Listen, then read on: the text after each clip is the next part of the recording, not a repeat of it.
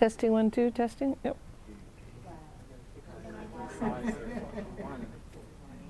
Are we going? Are we streaming? Okay.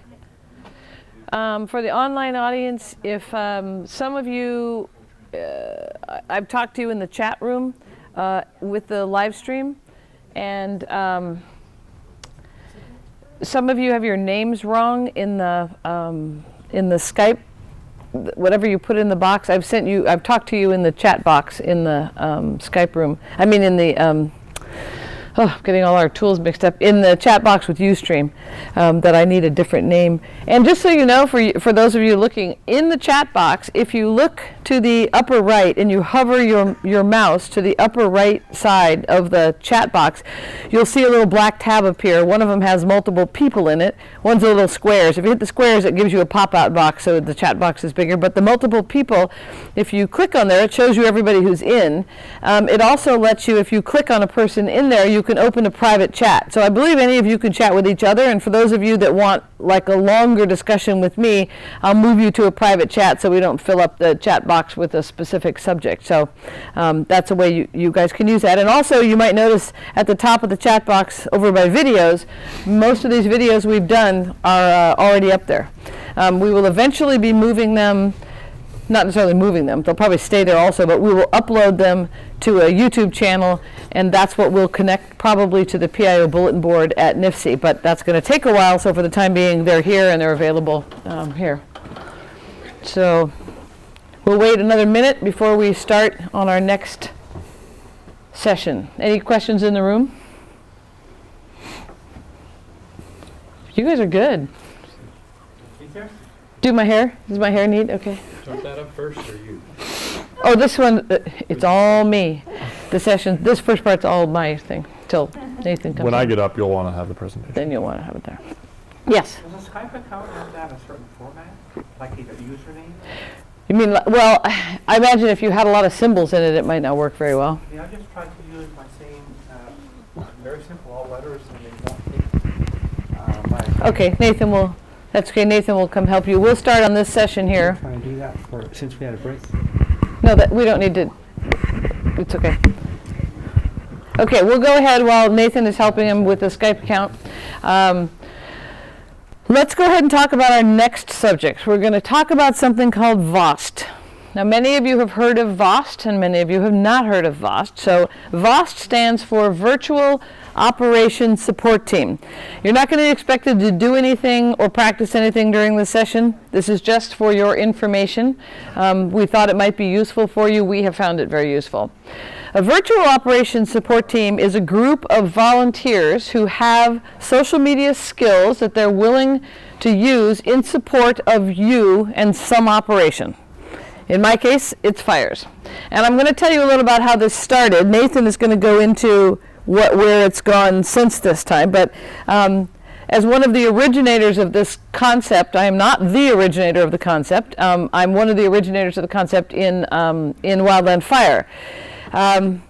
My problem back in 2010, 2011 was that I didn't have many people in the Forest Service or in any other fire agencies, PIOs, coming to my fires that had the skills I needed in order to do social media on fire. There were so few. And yet, because it wasn't, especially back in 2010, then they were saying, no, you can't. So it really wasn't allowed. So they wouldn't pay to send you to training. So nobody could get any training.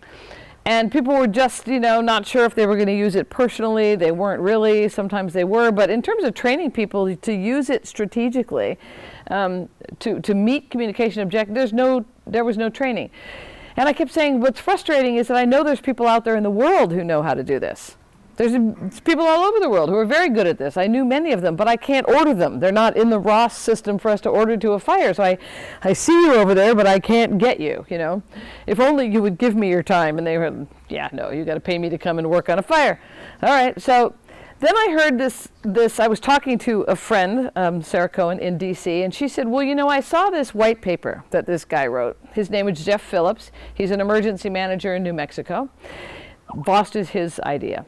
So she said, he wrote this white paper about how he had this concept. He was at a conference and he got 10 or 15 people, online people, to join a group to agree to help him. And what they did was, he was at the conference and he would push messages out to them, and then they would amplify them. They would send them all over, and they would monitor what people were saying, and they would feed back information. So they were doing all the work while he attended the conference. She said, maybe something like that. And I thought, maybe there's something there. How could I use that in fire? And then I thought, part of what that was going to allow me to do was, technically speaking, these people could set up accounts for me, because at the time, in 2010-11, we weren't really allowed to set them up, even on a fire. So I thought, well, if I let these people set it up, if they ask me, did you set up this Facebook account, I could say no. I mean, I directed the group to do it, but I didn't set it up, right? There's no link back to me. And I thought, this is the perfect little barrier. There's a little gray area between the actual doing and the happening. So I thought about it, and then I was on my way in 2011 to the Shadow Lake fire. And in 2011, I had just had this conversation with Sarah about this fellow Jeff. So she gave me his number. I called him. And I said, you don't know me, but I read the white paper and this thing. Now, here's what I have going on. I would love to know if you would be willing to use your VOST group to help me do this. And as it turned out, it was a perfect sort of symbiotic meeting, in that he was a group that he put together.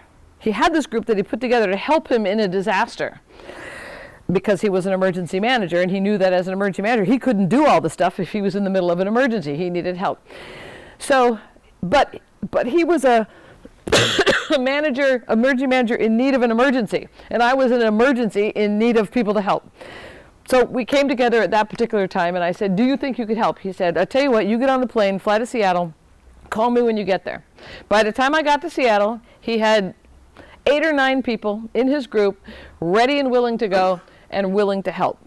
So then I went to my boss and I said, so I'm going to do this thing. I'm not really sure if it's over the line or not over the line. So do you want to know, or would you like plausible deniability, you know? He said, you better tell me in case I have to, defend this to somebody. So I told him, and he said, I don't think you're on the line at all. They said, you can't build it, and you're not. I said, okay.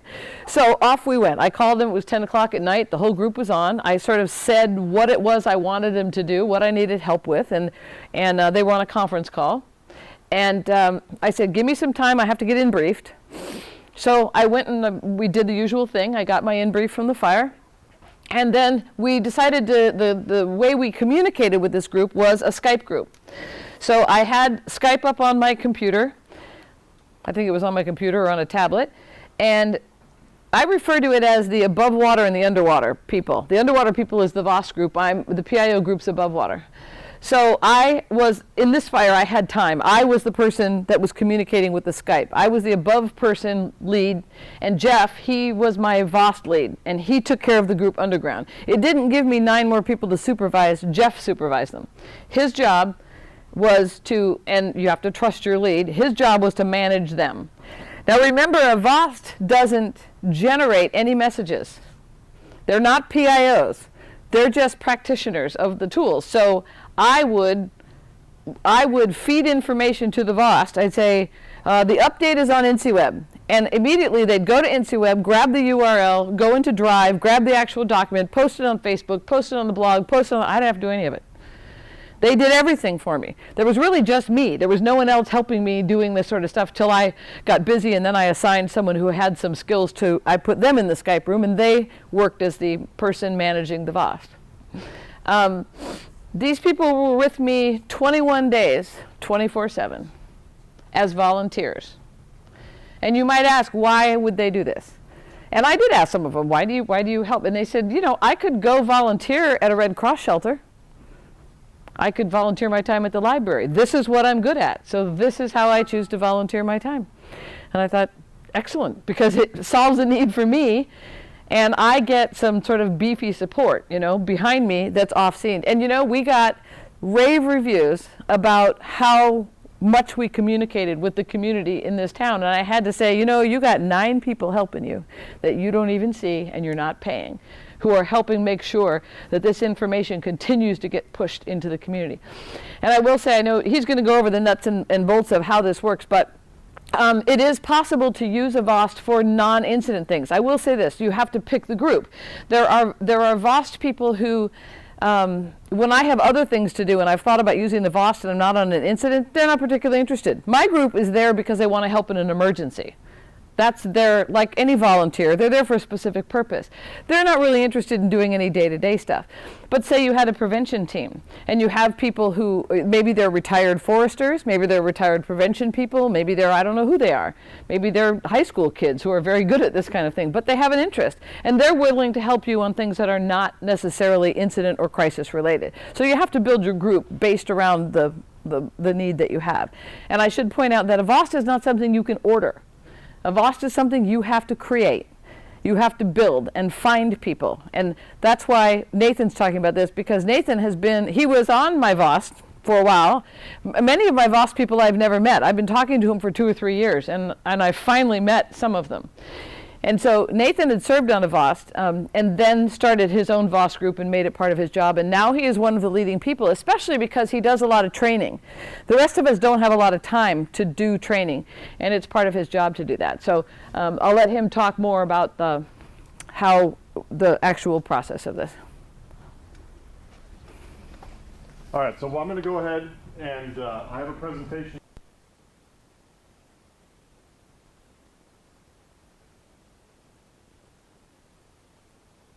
This presentation is available in a number of different places. It's available in that shared Google Drive folder, which, if you can see, I'm not sure if the camera can actually read that, but it's in that bit.ly/SMEM Training 15 folder. It's also on the blog for our VOST, which is called covost.blogspot.com. So you can find this, you can share it, you can blast it out to wherever you want. So VOST stands for Virtual Operations Support Team, as was already described.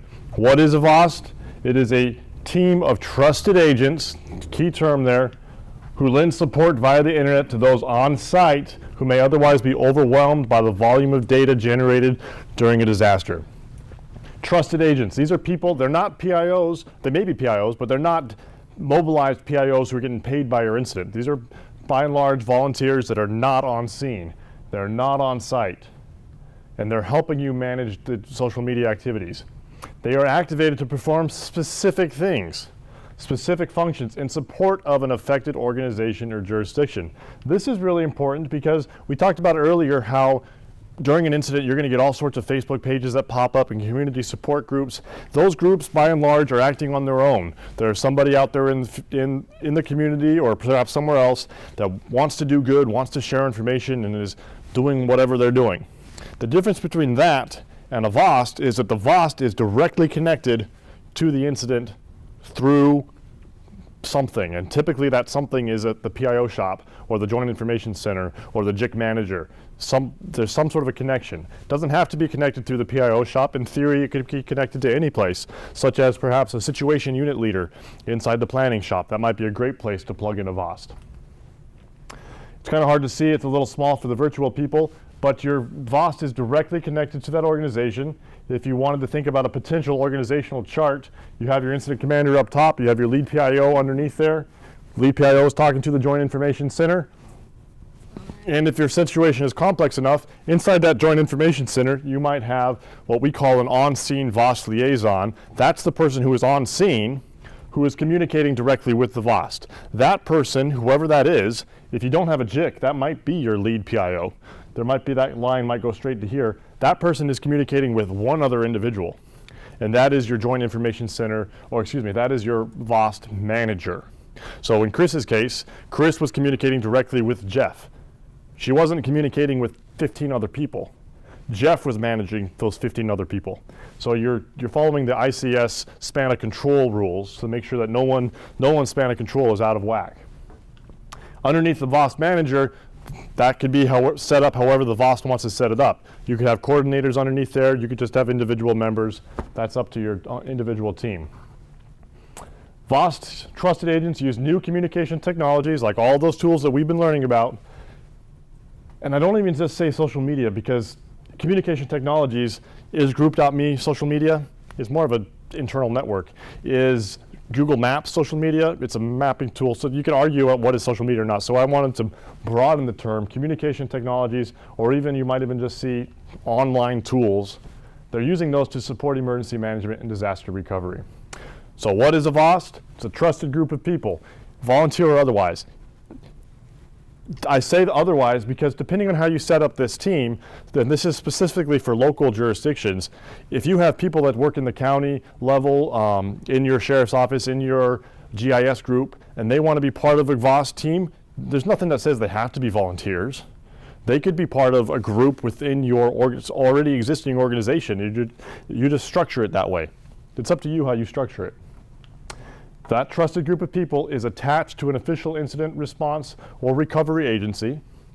They're working directly for and with that response and recovery agency, and they're supporting that agency through innovative uses of social media.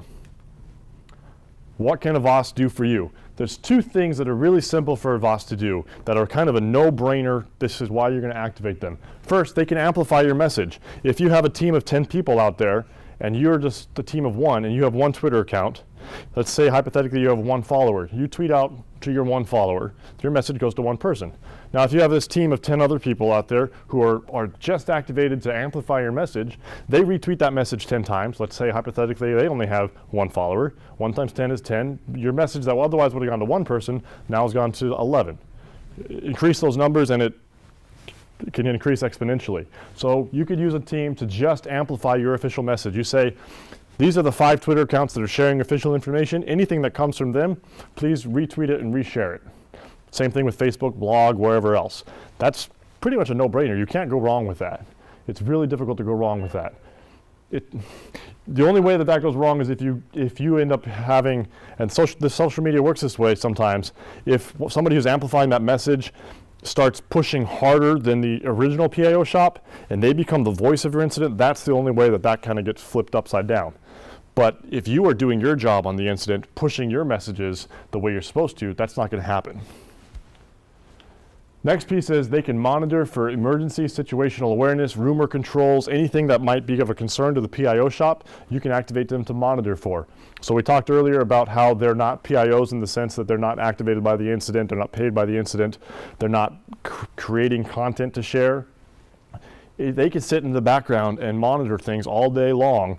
And again, that doesn't hurt your incident. There's not much risk to the incident. If they find something, they pass that along through the appropriate chains of command, through the VOST manager, into the JIC or wherever it's going, and then the JIC, the lead PIO, whoever it may be, decides what to do with that information. Say, oh, okay, whatever, and they don't do anything with it, or they could pass it up to the incident command. They can do whatever needs to happen with that piece of information.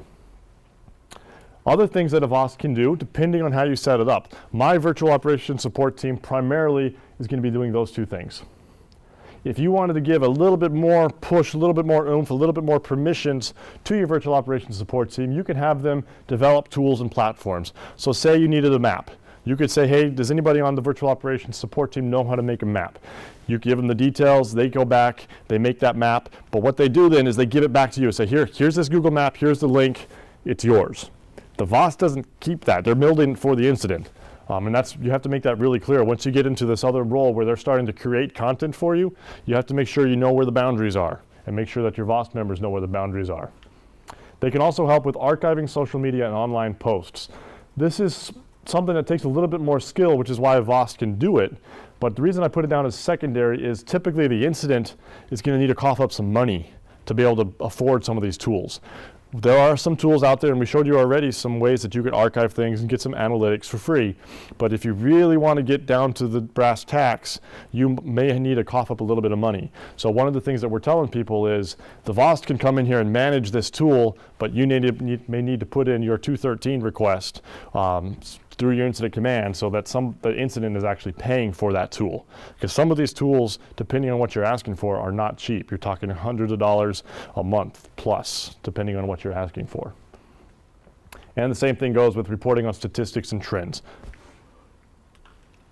What a VOST is not, it's clear, we need to clarify what this is not, because sometimes people hear virtual operations support team, they're going to help me out with social media, and then they think everything's solved. It's not. There's still a lot that's on you.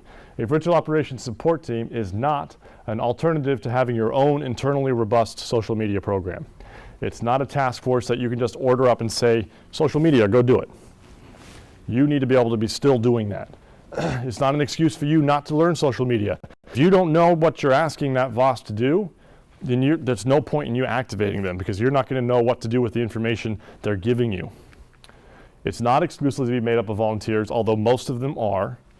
And it doesn't have to be just for public information needs. You can activate it for other parts of the ICS structure, Incident Command structure, if you like. So what again is a VOST? Trusted agents selected and activated by you for the specific purpose of supplementing your program using innovative tools.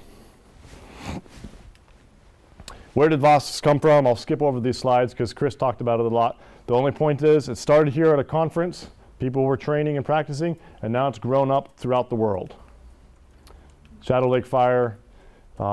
Here's each one of these pinpricks. This screenshot was taken probably a year or two ago, so I'm guessing there's more pinpricks on this map if it's been kept up. You can read through some of these slides to read notable activations.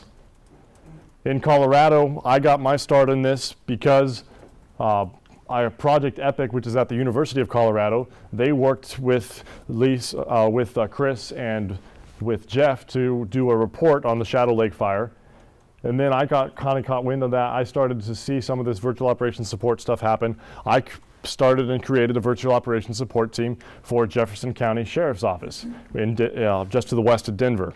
We started up our team. We activated that team during the flooding done in 2013. They were activated for monitoring purposes and for social media. We also activated that team for the memorial service for one of our deputies who was killed on duty.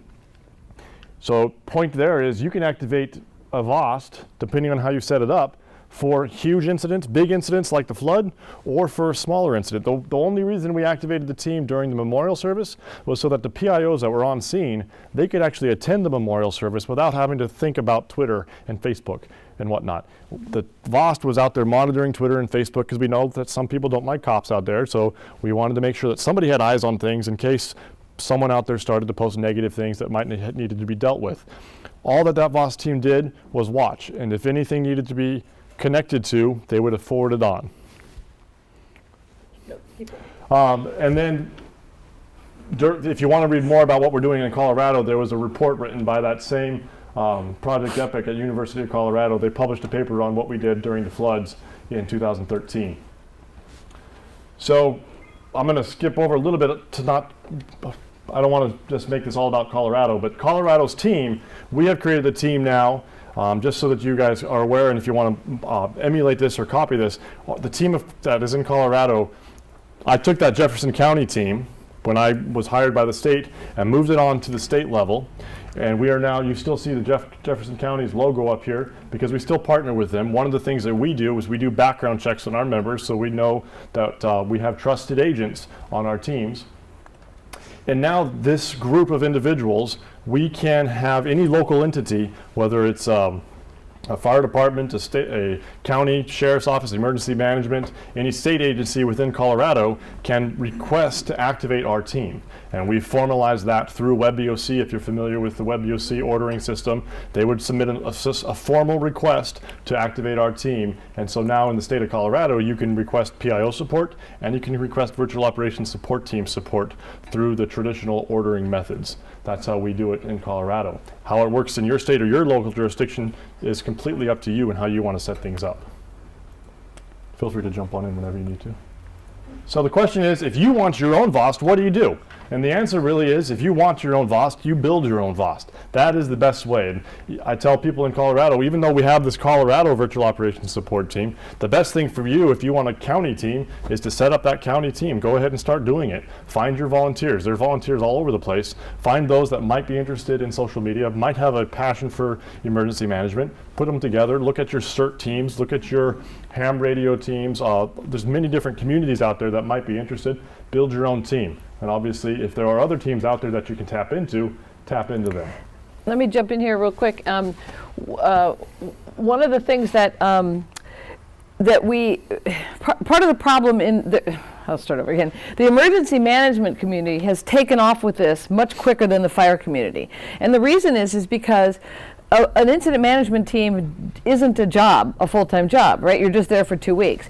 So while a PIO might need one on an incident, then they have to go back to their day job, and they don't have time to build and train a VOST. they only have the time when they're on the fire when they need to use one, but they don't have time to go build one. Whereas Nathan works full-time in emergency management, and part of his day job is to build the VOS that will support him during a crisis. So it's taken, I mean, the Weather Service has one, the EOCs all over the country, the VOS often has a seat in the EOC, the above ground person, and then they're feeding the VOS. The VOS are activated. Some of them are actually on city workman's comp. And they're volunteers, but they're covered in case something happens. There's all kinds of, but they're much more activated in emergency management than in fire. And we're talking about where you can, how could fire people get them? How could we help the community build those kind of things? And we're trying to figure that out. But as it is, we're sort of toying with, just so you know kind of what we're thinking about, is that you can grab these volunteers from anywhere. So why not get your community CERT teams? Why not ask them if there's anyone with those skills and use your CERT team?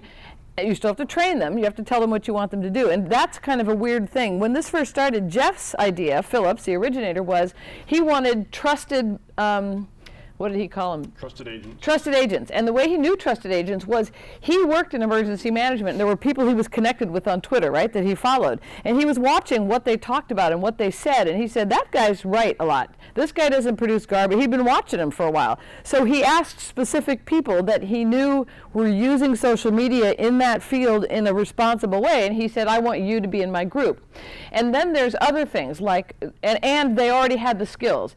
Nathan had a different approach where he asked, it didn't matter if you had any skills, you could come in and he would train you to have the skills. So it's kind of a different whatever you have time for. We didn't have time to train him. I have a lot of people that I already know as PIOs who don't have any skills. I need people with skills because I don't have time to train them. So you have to think about what you have time to do, because VOS, like any volunteer group, require care and feeding. They need to be in communication with you. You need to talk to them. You need to train them. You need to tell them what you want. I've developed clear leader's intent for my VOS, so when they're activated. But again, people in fire don't have as much time. So think about places you could get people. CERT teams, I'm thinking, if you had a nonprofit associated with what you do, that would be a good place. And I'm also looking at, I'm thinking about the Wounded Warrior Project. Potentially, here are people who are at home, and according to the Wounded Warrior Project, what they've told me is that, they have a high problem with suicide. And so anywhere they can give people meaningful work is really appreciated. And we can't pay them, but it is meaningful work, and these communities create very close friendships amongst the VOS that talk to each other and meet each other all the time. So I'm going to be talking to the Wounded Warrior Project. Could we recruit and get people from their home? Many of them can't leave. Many of them live on the computer. It's kind of, to me, kind of makes sense. So we are pursuing how we can get more people involved, but you can just go in your community if you're willing to train them and grab people who are willing. So one of the things that we have done in the state of Colorado is we are trying to build a pre-VOS program up to the sense where I get somebody in the community. I actually had a couple phone calls recently where people said, I'm interested in this project. I want to learn more about social media. I want to be on your team. And I said, well, we need you to at least have some base knowledge on Blogger, on Facebook, on Twitter, on some of these other tools so that you're useful to the team. So what we'll do is I've created a couple training modules on Twitter, on Facebook, etc. Go watch those training modules, set up your accounts, play for a couple weeks or something, then come back to me, fill out your application, and we'll go from there. So there's a lot of people who have interest but may not have the skills. If you can provide them some sort of a stepping stool to get to where you're at and then formally put them on your team, that's a good way to go. Set up policies and procedures, and I'm going to bring this up again, not to say that not to highlight what we're doing in Colorado, but also to say that everything that we've set up, you are welcome to copy for your own teams. So everything that I have in this presentation, all the links, all the documents, they're on covost.blogspot.com. You can copy. We have a handbook. It needs to be updated, but it's a basic handbook for our members. We have an activation request form. We have a volunteer registration form. We have a volunteer services agreement, a legal agreement between us and the volunteer that has been looked at by lawyers. It also allows us the permission to do the background check. Any of that stuff, you can feel free to copy to use for your own teams. And I'm going to skip over most of all these things. How do you build your own teams? We've talked about that. There's a lot more details in here, but I'm running out of time. What does an activation look like? in the way Colorado has it set up, that request comes in, I as the VOST manager am going to take a look at that, see if it's something that we can handle and manage, and if I agree, I will accept that request. Again, if we formalized it, so it's going to go up into the web EOC world, come back down through our regional field managers, and I'm going to approve that. That's how our process works. Then I'm going to use a group.me message to our volunteers and say, hey, we just had an activation request. Please go into the Google Handbook or Google Workbook. We use a collaborative workbook. Check in. Let me know if you're available. Go into our Skype room. Check in. Let me know if you're available. We'll have in the Google Workbook, we'll have a whole schedule where people can sign up for shifts. That's where when they find stuff that needs to be reported, that's where they will document it and archive it. Then I, as the VOST manager, will see that and then pass it up through the chain if necessary. Final thoughts, you and your agency can benefit from a virtual operations support team, but you have to start thinking about it now. You have to start planning now, whether you're going to set up your own or if you think you can activate somebody else's, make sure you know what those activation procedures are, know what the boundaries are between what is the difference between ordering a team of PIOs versus working with a virtual operations support team, because they're different and they should be different. Finally, since I'm on the stage right now, if there's anybody in this room or anybody out there that has enjoyed this class, has a passion for social media, has a passion for emergency management, we are always looking for new members on the virtual operations support team in Colorado. She needs people on her team. One of the issues that we come up with is that the virtual operations support team, there's a lot of people who want to be on it but don't have the skills. We've talked about this already. And there's a relatively small pool of people that actually are interested in the emergency management, interested in the PIO world, and good at social media. And so what happens is those groups of people end up being on a whole bunch of different volunteer teams, and they get overtaxed once fire season starts or once their virtual operations support teams start to activate. And so building depth on our teams can sometimes be an issue. So if you're out there and you're looking for something to do, get a hold of me, get a hold of Chris, get a hold of one of the other virtual operations support teams out there. If you're wanting to know what other teams are out there, there's a site called VOSG.us. It's hard to see, VOSG.us. It's kind of a clearinghouse that has information on virtual operations support teams throughout the globe. Not only here in the United States, but throughout the world. And so you can look at what other teams are doing. Of course, I'm going to say come join my team, even if you are here in Maine, because I want people, the reason for that is I want people who are on a different time zone, so that when I'm going to sleep in my time zone, because I worked that fire for however many hours, somebody else can be monitoring while I'm sleeping. And we had that on the Shadow Lake fire. There are active VOSs in Australia and New Zealand. There are active VOSs in England, in Chile, in a lot of places. And remember, it's social media. No one cares where you are. It matters not in the least where you are located. So you have the world to recruit from, literally the world to recruit from. So I had people from, I think, Kaz Milligan was on from Australia or New Zealand. Is she New Zealand? New Zealand. And then I had at the time someone from Ireland, and we had people in New York, people in New Mexico, people in Oregon. In fact, the benefit is that the people are not where I am, because if it's a big earthquake and your area is affected, I need people who have power and internet that are separate from us, so that if I can get a single message out to my VOST who's somewhere else, they can take care of populating things. Some people have asked me, well, what is it going to matter if nobody in your area has any power? What will it matter? They have families. Many of the people that are on social media looking at an incident are from everywhere else in the globe, wondering what's happening to their families. So it's important that you provide a way for those people to know what's going on, and as people also realize that people in the incident area who evacuate are now elsewhere. They're not in the area where this is. Maybe they are where there's power. So you don't want to abandon that particular thing. In fact, in the Carlton complex, we had the VOST posting, and the lady in town had no power, so her mom in Michigan could get on and see the information, and she had phone service, and she would call her on the phone and read her what was on the blog and all that stuff every day. So don't underestimate, this is a worldwide effort, and all things are possible when the people aren't sitting in your backyard. Absolutely. I can give another example on the Jefferson County flood, the portion that we had in the 2013. We were using social media very heavily. I went up and into the area on a tour one day, and I noticed that their internet line was cut in this community, and I'm like, oh great. So we've been doing Twitter and Facebook, and nobody up here actually has the internet.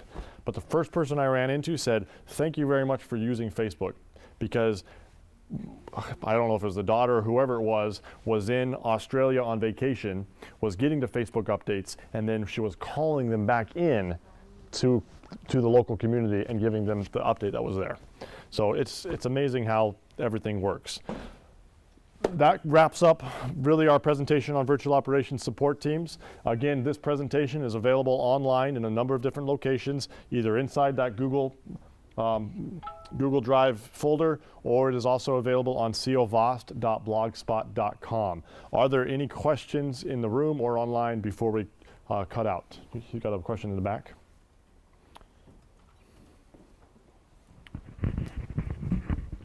Just very quick, is all of this stuff that's online going to be available to us as a resource for quite some time after the course? This presentation that I've put together for Colorado is going to be on the blog forever.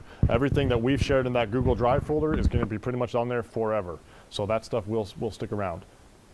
And we may add things. The one thing I will say is some of that, the roster where we put the names and the links and whatnot, we probably won't let that live forever, because we don't want everybody's Twitter account and everybody's Skype information to be out there publicly forever. So within a week or so, that piece may come down. So if you're watching the recording and you're looking for that 2-3 weeks from now, that may not be there, or we may adjust it somewhat. Any other questions? I'm hearing my Skype room chatter over here, so I need to get back to it.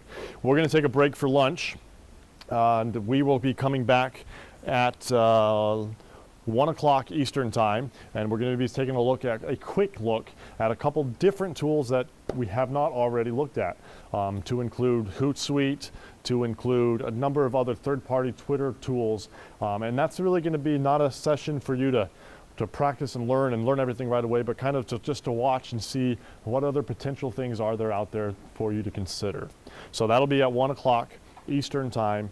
If you have questions between now and then, you can email those questions to nemoteams@gmail.com. Continue to use the Ustream chat, as well as on Twitter, talk to us using the hashtag SMEMtraining15. There is no specific training exercise practice related to this presentation. If you want training and practice right now, go back to the exercise checklist and do some of the stuff from the previous sessions.